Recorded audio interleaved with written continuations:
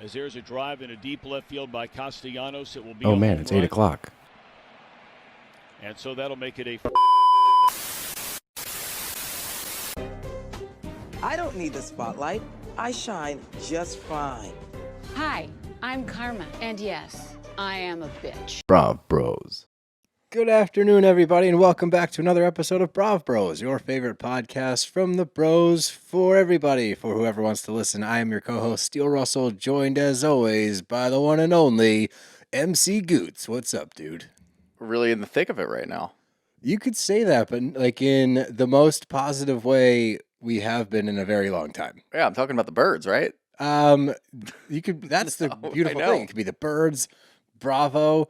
The Eagles look great. Victory Monday, by the way, and like a legitimate Victory Monday. That was the best game we played since the Super Bowl, I think. Yeah, I think so. Really? I mean, other than wasn't that great of a game, but yeah. No, but I think that was like that's the best we've been. And then on the flip side of our other life, because you know we have a Bravo football, everything meets in the middle. Bravo is awesome right now. Bravo is incredible right now, and I'm not just talking about the shows that are on right now, because there's one show that we would like to forget right now. See how it goes. The other three, fantastic. Phenomenal. Just really enjoying everything. This episode that we're going to talk about today, Salt Lake, was one of the craziest housewife episodes I think I've ever seen. It's one of my favorites that I think I've ever watched. It was crazy too because it seemed like it was so long. Did you get that sense too? It felt like an hour and a half. It felt like it was the longest episode ever. Was it a 45er or a 54? I think it was a 54. Okay, so it was a little longer. It was a bit longer, but still there was just so much going on, and it was insane to watch because every time that you thought that they were done, there was another thing going on. I figured they were just going to cut that mob party, which I think they are kind of, at the end and give us a to be continued so they can continue next episode. They're probably still going to do that. There was still so much content, so that was insane. OC, just watched that today. Holy shit. There's a lot going on there. Potomac's incredible. New York, whatever. But not only that, they announced Real Housewives of London. We got the Southern Charm trailer today. Like, there's so much going on. And for those of you out there that want to hear our take on Ladies of London, Housewives of London, well, I've done that 15 times already. We're probably going to have to do a couple of rewatch episodes of Ladies of London to get the temperature. If they continue, well, yeah, I guess for the feel of the city. Just the feel. And I'm not talking about the cast is going to. I'm not talking full rewatch here. I'm saying... Let's get the scope of the scene so we're prepared. I guess we could just rewatch like every housewife trip to London because there's at least like 4 or 5 of them. That's also true. We could just do that. But either way, we're going to break all that down. And if you're not a member, make sure you join the Brav Bros members. Steele, tell them how to do it. You go to that link in our bio, click that link, it'll take you to our page. You can sign up there, or at the end of this episode in the episode description, you can click that link as well. It's $5 for the month, $50 for the year. As Shooter said, we do a weekly news recap on there, so you can head on over to that. We have 2 new episodes this week already. I've been a little backlogged because of the baby, but they are up today, so you can listen to those.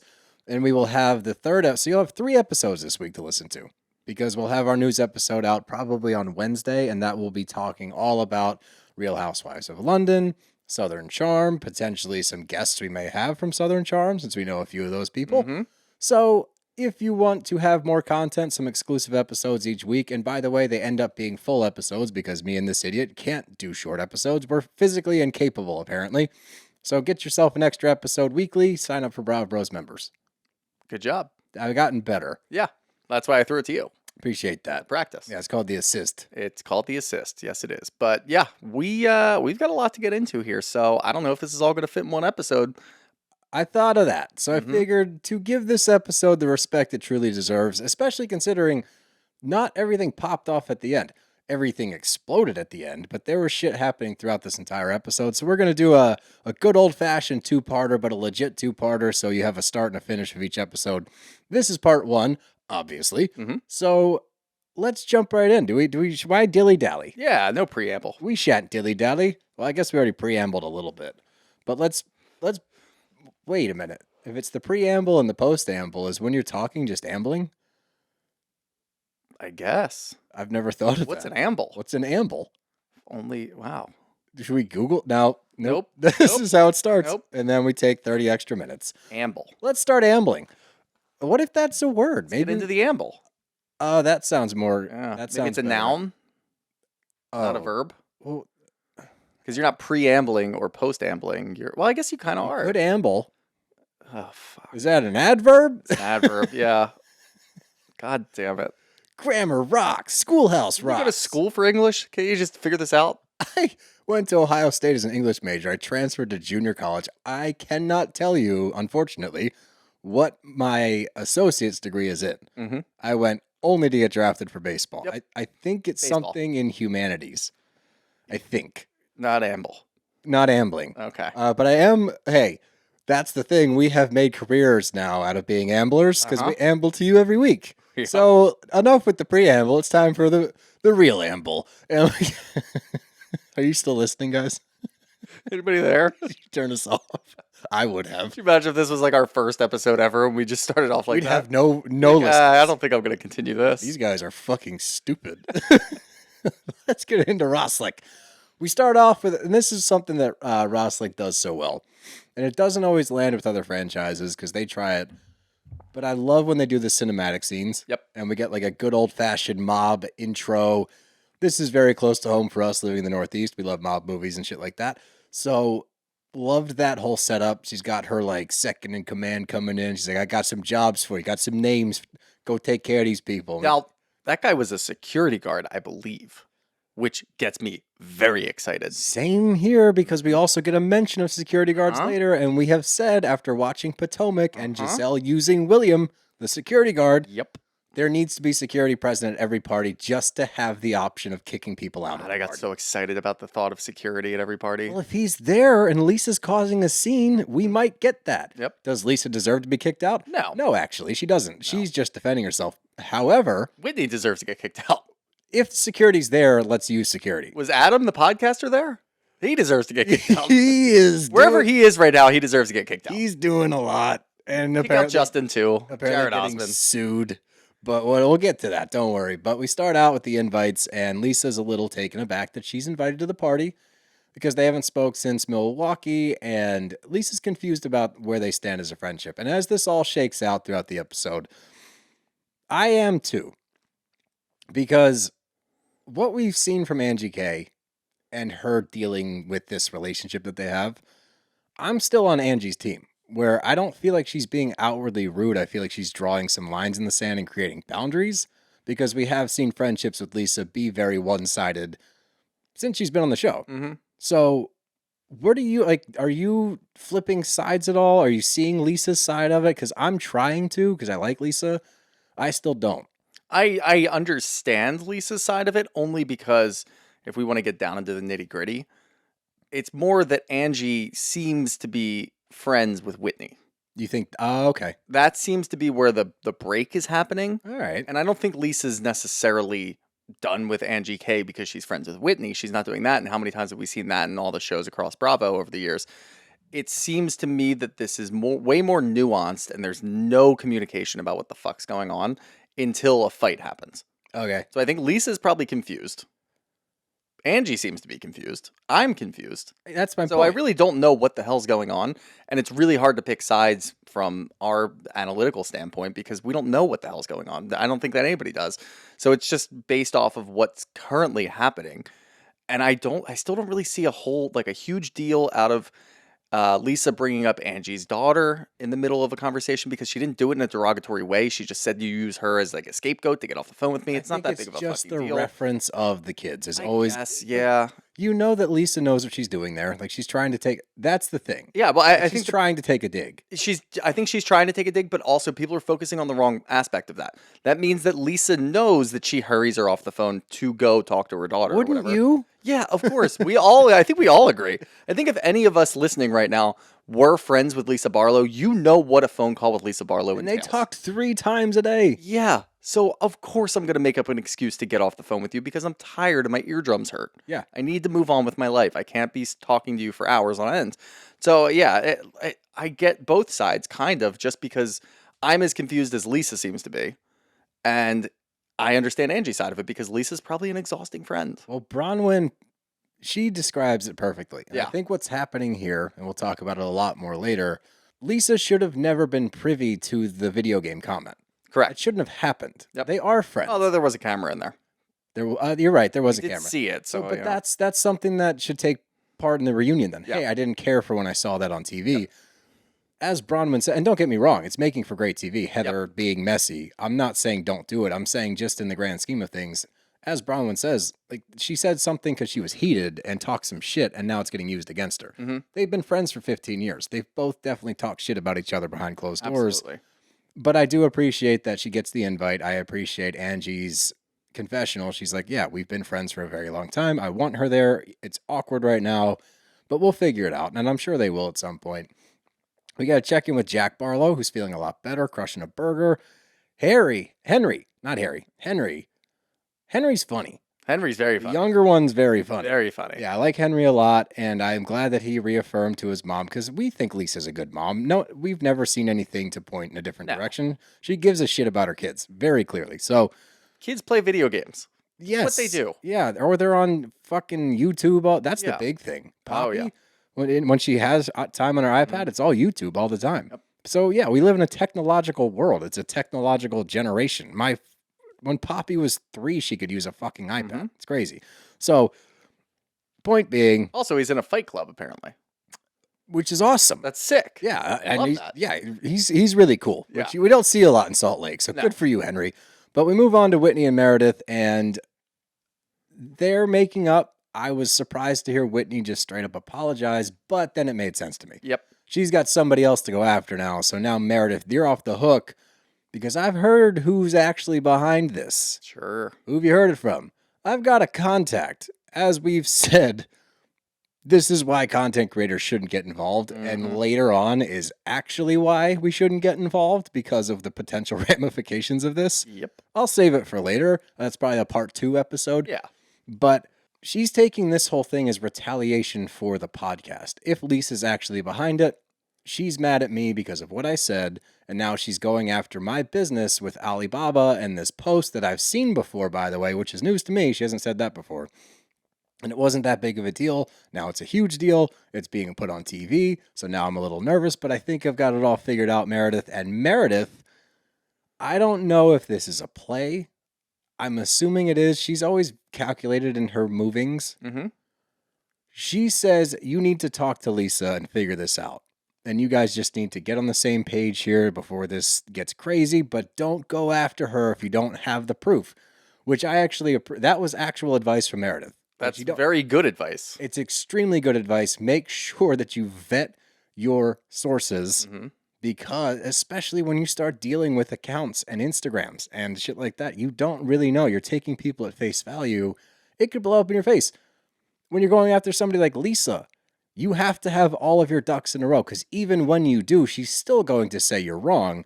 So if you're going to go after her, make sure it's clean and neat. So I actually appreciate that from Meredith, because she was trying to be a friend there. But at the same time, I'm like, you know this isn't going to go well. You know damn well how this conversation is going to go. Whitney's not going to approach it the right way. She's going to say the wrong thing. Lisa's going to get mad and rip her head off. It was basically a copy and paste from Meredith's conversation to Lisa's conversation, the way that Whitney handled it. She did not change one iota of information. She didn't try to change any sort of tactic. She did it in a way that she could bring up something quickly and then immediately bring up the bad news. Yes. That's how Whitney handles things. It's just fucking bizarre to me, because none of it seems to make a lot of sense. We're finding out that Lisa and Meredith both knew about the Alibaba accusations. Potentially weeks and weeks ago. Right. They've already talked about it. They already know what's going on. And the thing that I keep coming back to is Meredith in the Sprinter van saying, you didn't reach out to me for advice on how to run your business. Why would I tell you what's going on? Why are you so offended about it? I don't get it. Like, I still don't something's understand just that. not adding up. And I'm not saying, look, we're certainly not saying that the podcaster was correct in his dealings and he knows what the fuck's going on, because we can tell you, we don't know shit. No. We get the same DMs probably that the housewives get, just on a much lower scale. And most of them are probably bullshit. Yeah, we read lots of crazy accusations and people seeing things. I was at this restaurant. I saw these 2 people and they were with this third person. Like, we can't. There are so many affairs in this world, apparently, according to social media. We can't corroborate it, so we don't fucking say anything because it's a bad idea. It's a terrible idea, but still, something's just not adding up. And I'm trying to leave the whole accusation out of it. I'm just trying to look at it as, okay, who could have potentially leaked this? It's most likely somebody on Reddit that has an issue with Whitney that just threw it together. It could be true. It might not be true. We don't know yet. It's probably not Lisa. It's definitely not Meredith. They're talking about it because they've seen it and they seem to be on their social medias all the time. I just think that there's a piece missing here somewhere. So allegedly, another one of these housewives has a stake in a liquor business. I'm not sure which one. I haven't done my due diligence yet, but I have heard through the grapevine that there is somebody else involved with a liquor company because that was the big sticking point. This person owns a booze company. That would be the funniest thing ever. If it's this total, like, it would be really funny. It's not even a Salt Lake housewife. No, it'd be hysterical to me if it's like Brittany, who has like 1% of a vineyard in Salt Lake, and she's like, "Oh yeah, I Brittany's forgot." got enough going on. Brittany has way too much going on to even have any time for that. But that's my point, because it would be completely innocuous. That She would wouldn't be be intentionally hilarious. trying. She'd be like, "Oh yeah, I remember that post. I sent it to you guys, right?" God, that would And be that's how so she gets funny. involved. That would be so funny. The thought that crossed my mind was that it could be a completely different housewife on a different franchise. Just somebody that Whitney crossed at like a BravoCon. I didn't even think about that. Decided to take her down. Just Bethany Frankel, Yeah. there's a skinny girl. Yeah. That would be really funny. What if she makes a guest appearance out of nowhere? It's like, and here's Bethany. I was like, God. what? It's Kyle Cook with Loverboy. Kyle's starting to get involved in housewives drama. I wouldn't be surprised by that one at all. Neither. But let's keep trucking. We get to another strange scene. These are hard to watch. And I don't know if we need to be seeing these scenes or not. Bravo shouldn't show this. Right? There's no reason for it. I looked it up. He went to rehab. He went 2 weeks ago. Oh man. Oh really? That Like recent? 3 weeks ago. I think it was reported by like USA Today. Okay. Well, Like Bravo's not doing themselves any favors. They're not doing the viewers any favors. Do we really need to see these scenes? Like, yes, it obviously humanizes Mary, but Mary is way more human this season right. than she's ever been. Right. That's enough. We don't need to see these scenes. It just feels really weird for us to watch these. Yeah, and I will say, like, how Mary's trying to cope with it is that part's tough to watch too, because you can tell that she's going through it on the other end of it. She's just happy that he's home and safe. Now knowing that he went to a treatment center, like, that's all we're gonna say about it. I hope that he gets the help that he needs, and we see a different Robert in the future. But yeah, these scenes are just really tough. But Bronwyn arrives at the house, and this is why I like Bronwyn a lot, because I like that she states, as soon as I saw Mary's Dolce & Gabbana white jacket, I knew we were going to be tight. I like that she flocks to wealth. Yeah. I don't know why. Wealth and fashion. Yeah, wealth and fashion. Seems pretty simple to me. I like it. Yeah, they both like it. She walks into that crazy Dr. Seuss house and she's into it. Yep. So they hit on those levels, and this is a very funny pair. I like this duo together a lot. But they start talking about their similar situations, because Bronwyn's sharing what her daughter's going through, Gwen at the time, with her grandparents, her father, because they're talking about what Gwen's going through with her grandparents right now, whether she wants to meet her dad's parents or not, and that whole drama. But Mary actually can resonate with it. She says, "Oh, I have the same thing. Robert's never met my parents." And then I start getting confused, because then I'm like, okay, well, did he met the grandfather, the Great-grandfather. step grandfather, dad? Yep. Is that that's Robert's I dad? think. Okay, because Robert Jr., Robert Sr., so Robert Sr.'s the grandfather. That's where it's tough and hard to compare Mary's familial situation with anybody else. But it's nice that Very they weird can at family least, tree. I don't know if you'd call it a tree. I don't know what it is. But they at least can connect on this level where it's like, oh, I understand what that's like. I'm going through that with Robert Jr. as well. So again, another thing that these two can connect on. But the big thing here is them talking about the drama in the group, because they're both pointing the finger at Heather. Yep. Which I like. And we've talked about this in the past with Heather specifically. Heather's sweet spot for both her own personal mental health and performance on the show as a likable character is comedic relief in confessionals, kind of staying out of it, being a shoulder to cry on, or the voice of reason at times. When Heather tries to get messy, it tends to get very messy, because she goes like head first into situations and picks a side and is immovable, even when she's wrong. So they both point at Heather and say, why does she keep doing this? Every time that there's smoke, Heather's behind it. She's putting fires everywhere. She's starting little shit. She's being sneaky here. She claims to be really good friends with Angie K. Mm-hmm. Then she goes and tells Lisa what Angie K said about her. What's her deal and why does she get away with this? Bronwyn's fed up. She's been here for what? A month? Yeah, just about. But my big takeaway from all of this is Bronwyn's fucking killing it. Dude. Bronwyn we said it after the second or third episode, whenever they were in Milwaukee, and Bronwyn had like a bit of a meltdown where we weren't sure if she had a tough enough skin to actually endure what was going on. She had a couple of good one-liners, especially in her confessionals, talking about the state of everybody, how they treat each other differently, but they're doing the same thing, and how strange it is. We weren't sure how she was going to come back to that. Here, we find out that she has been holding on to what Heather said to her at, well, that wasn't ziplining that first time, right? That was like an adventure. She wasn't at ziplining. It wasn't ziplining, but whatever they did in that first episode, the ropes course, yeah. When Heather said in the middle of everything, and this is why things that we don't want Heather to do, is interrupt somebody else while they're talking to point something else out that they did. Mm-hmm. That's not when Heather does her best, because it always gets her in trouble. Yes. Bronwyn's been thinking about that since it happened, and she's got some sort of an axe to grind when it comes to Heather. She must have found out from Lisa at the ziplining course that Mary had beef with Heather. Oh, clearly. And she's using this to her advantage. Let me go sit down with Mary, compliment her house, which immediately means that we're friends, and then I can sit down and we can go after Heather together. That is something Bronwyn does. It's a really good move. She's been doing that since day one. I know. When she was going from group to group and saying things She learns very differently. quickly, too. She does. And her biggest hang up with the whole entire group is, look, ladies, she recognizes the point of the show. We're messy. Yep. You're allowed to be messy, but you guys seem to have this double standard where you can be messy, but the minute someone does the same thing, you call them out. That doesn't sit well with me. So what I'm going to do, I'm going to call all of you out. Yeah. Because I'm new enough that you don't know all of my shit. I can start pointing fingers and starting to create some unrest in this group, which she's doing an expert level job of. Yep. So I'm really enjoying her. Absolutely perfect. Love the companionship between her and Mary. I think that's going to pay off really well. But we keep trucking, and we get to the Mob Wives party, which you would think we're close to the end. This is not even close to the end. Not even remotely. But we get a big, 1 week earlier moment, and it's Angie and Sean. And if we remember, Sean's last experience with Meredith was Meredith bringing up these rumors about Sean and what he's been doing around Salt Lake City, which is very damaging to him, his business, his family, his daughter, you name it. It's a pretty fucked up rumor to be spreading.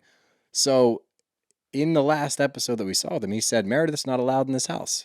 But Angie wants to keep the peace, which she's good at as well. She's not one to keep people out of things, which we need more of in the housewives world. You can't hold on to grudges and just not invite people to things. Other than Shannon and Alexis. That one makes sense to me. That one's perfectly fine. Totally She's fine. a friend of. Who cares? Yeah, she's a friend of. No one gives a fuck.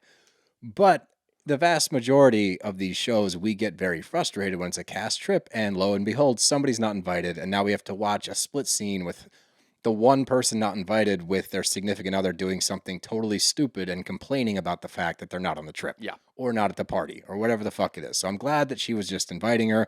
I'm glad Sean's cool with it so they can at least move forward. But I do love that Sean must be listening to our episodes in the future, because he's like, but let's get security there. Yeah. Just in case you got to kick her out. I'm like, hell yeah. Attaboy.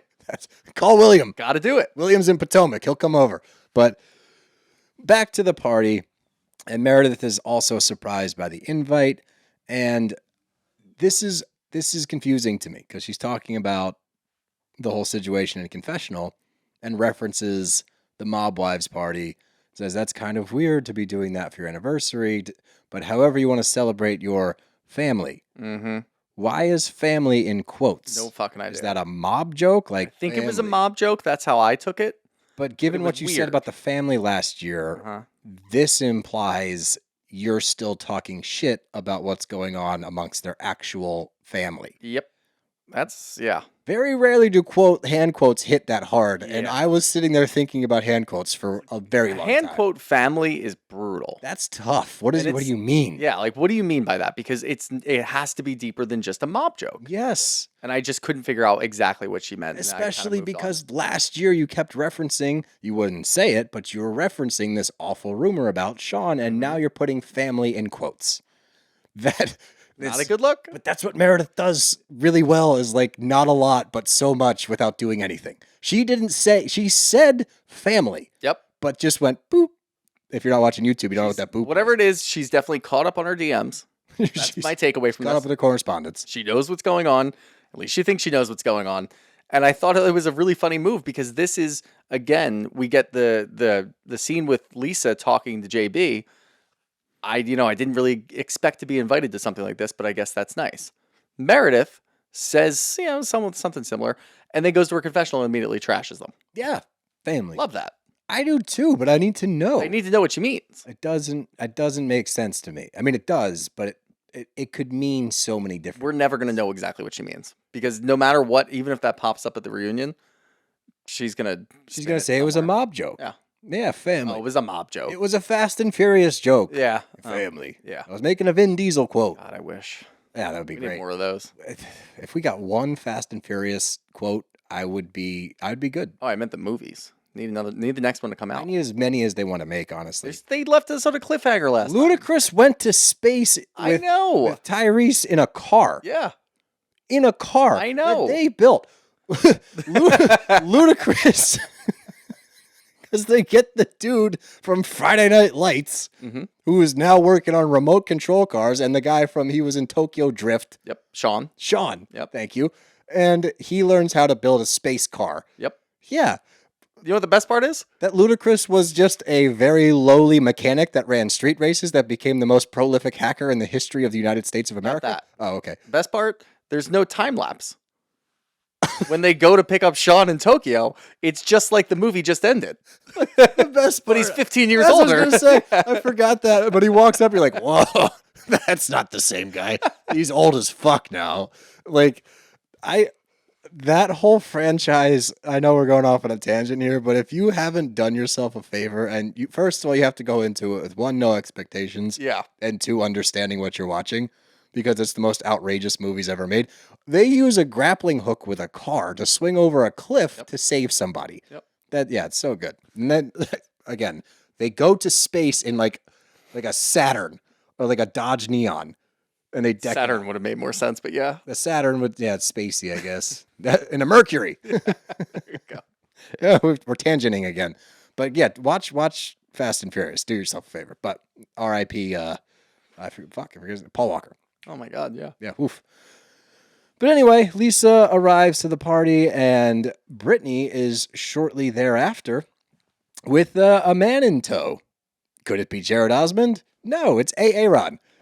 This is Aaron. You sure it's not Jared, though? Oh, Mary's not. Mary's not. Mary's actually very convinced. I was laughing out loud at that. That was So incredible. And the fact that she's able to go all around to everybody around there keep saying, yeah, no, it's Jared. It's Jared. Hi, Jared. Yeah.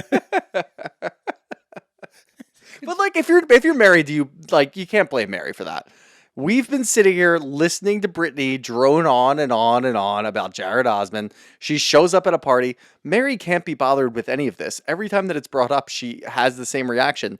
Why are we listening to this? Can we please move on? I don't care. I don't care at all. So she's not really listening, but she knows enough to know his name. I know, but it's just Of course it's Jared. It's got to be Jared when he walks in with Brittany. agreed. But the best part about it is even with image proof, they have the Google images up. She's like, nah, I don't know. That could still be the guy. They kind of look similar. They look close enough. If They look close enough. Jared had a beard, I would have a hard time distinguishing. That's fine. Yeah, they look close enough, but we get a little tidbit of information, which again, weird to just throw it out there like that. And maybe it just breaks the ice and clears the air if there's a little bit of awkwardness going on. But Heather walks there, she goes, I know him.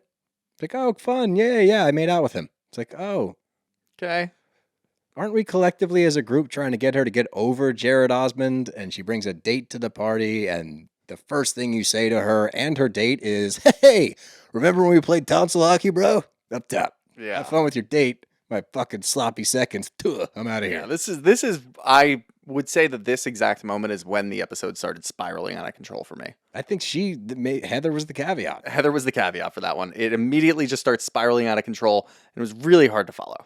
But moving on from there, we get a nice speech from Sean and Angie thanking everybody for and it's 25 years. That's not a little drop in the bucket. That's Nothing a to long scoff time. at. It's nothing to scoff at.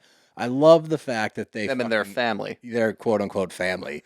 But to their credit, they call out Meredith in their speech. We made it through a lot of rumors and nastiness. I'm like, fuck yeah. You throw that jab at her. And then you get the dad, this sweet old man that comes in and goes, the reason you guys are doing so well is because I gave you my blessing. Can't wait to do this again another 25 years. I'll be here. And then he goes, hopefully. Yes, I love a good death My joke. favorite part about his speech was just when he looks over and goes, You're one of my favorite son-in-laws. Like, what of? How many do you have? One. And two, how long did it take to get there? But he didn't know what to think of the guy. And they showed the picture of Sean. First of all, handsome fella. Yep. All right, not going to take that away from him. He looks like Fabio. Oh, I was going to say Andre Agassi, but yeah. Oh, he does. Yeah. Wow. Deep pull. Yeah. I like that a lot. That's actually spot on. Mm.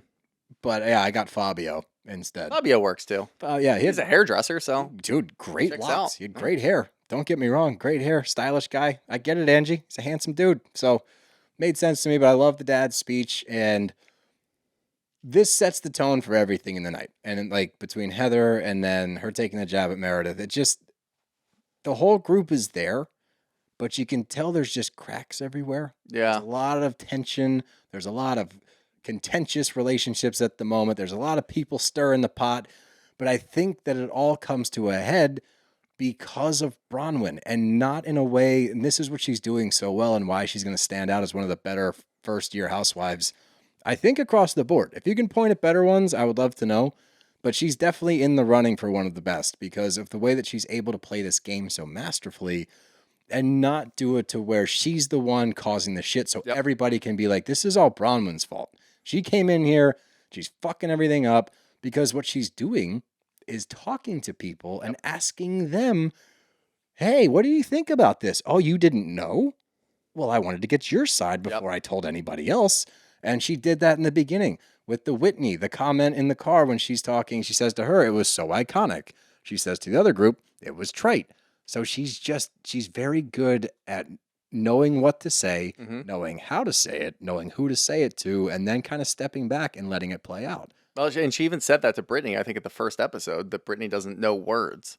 Yes. And it seems like a bit of a throwaway comment, but now we're noticing Bronwyn is doing a good job not mincing her words, not going up to different people and saying wildly different things. She tries to keep it pretty much on the same page and then makes a little bit of a turn here and there just to kind of see what their reaction is. But at the end of the day, Bronwyn's just doing what all of the seasoned vets are doing. Yeah, but doing it better, honestly. I don't know. Yeah, right now she's doing it better. And look, there's going to be some downfalls here and there, and she's going to get caught red-handed. She's going to stumble at some point. My favorite part about this is she's not doing the typical, I'm going to just leave this here and walk away. She's still part of it. Yeah. She stays, and we'll see that as we get into that in our second episode of the recap. She stays during those conversations to get more information, but she's not the main culprit. People aren't going after her. Heather kind of sees through it and goes after her, but Heather's like a deer in the headlights at that point. So it's really tough to go back at Bronwyn when the other person's still pissed at you. It's also that Heather's trying to play the same game. Yeah. But so much more clumsy at it than Bronwyn is. And it just shows you Bronwyn's played this game before, just not on camera. Yeah. She knows what she's doing. Yeah. Heather is trying to take a page out of her book, but this is her issue every season when she starts to get involved. Back to the black eye with Jen Shaw, even before that with the Beauty Lab stuff and that drama. She gets into bad spots because what do we talk about all the time here, everybody? Contingency plans. You got to know where things are going to fall short. Yep. Who's going to hear what, how they're going to react to it, and you got to make sure that you phrase everything right so you're not talking shit, you're asking questions. Bronwyn does it the best. Meredith, a close second. Meredith leaves herself open because there's always more stank on it. Yep. Hand quotes are a perfect example. Stank. She says one thing, but just the way it comes out, you're like, ew. Whereas when Bronwyn does it, you're like, I know you're being shady, but you're being very nice. You're raising good questions. These are all valid, but you're being shady. And it just took her a little bit of time to adapt. And that's what we love to see here. You got to adapt, evolve, overcome. That's what makes a great housewife. And Bronwyn is slowly, not even slowly, because we're only, 6 episodes in? Yep. She's quickly rising to the top of this entire group. We might see her close to the middle next year with Angie, and maybe she can show Angie how to hold the snowflake so she doesn't look so awkward out there. For the love of God. Do they though? Or do No, we? it's better this It's way. her. Yeah. You know, she's very So genuinely Angie. her, where she doesn't know what to do with her hands. She's Ricky Bobbying the snowflake and just, Mhm. I thought I was going to be on the end. Why am I here? Why am I here? I'm supposed to turn my body? Nope. Yeah, Face just you want me facing you. head on? Ah, I don't know about this. jeez. But honestly, I mean, there is just so much that we have to get after. This is when the episode starts spiraling for me. Yep. And it seemed like every other minute something else popped off, and I had to keep picking my head up. Like, I'm trying to keep notes on this thing. I had notes going. You noted this one? I noted this one. That's when you I know it's a actually, banger. not only did I note it, I noted it during my second watch. You double watched I it. had to double watch. Now, obviously, you can skip a little bit here and there for 10 seconds, but I had to double watch because there was so much going on, and I wanted to make sure I didn't miss anything. There's a lot of nuance, and we will get Uh-huh. into all of it in episode 2 of this recap. The last thing I need to ask you, just because we didn't talk about it, Brittany, back to Aaron. She's like, when Jared and I break up, since they do it so frequently, Mhm. I get back on the apps for a little bit. I go on like 3 dates a night. Her reaction to Heather making out with her man, that's the best part about Brittany because she's so aloof. She has no issue. Yep. She's not awkward. She's not like, why would you bring that up right now? She's like, I had no idea they knew each other. What a small town. I get it. That's fun. It's wacky. Salt Lake. Right? Hey. Hey. Hey now. But we'll get into everything else that happened and this spiraling party in episode 2. So just keep on listening because episode 2 is out. You don't have to wait. It's right there. Yeah, go click on it. Do it. Why are you still here? We're not. Bye. Bros are out of here.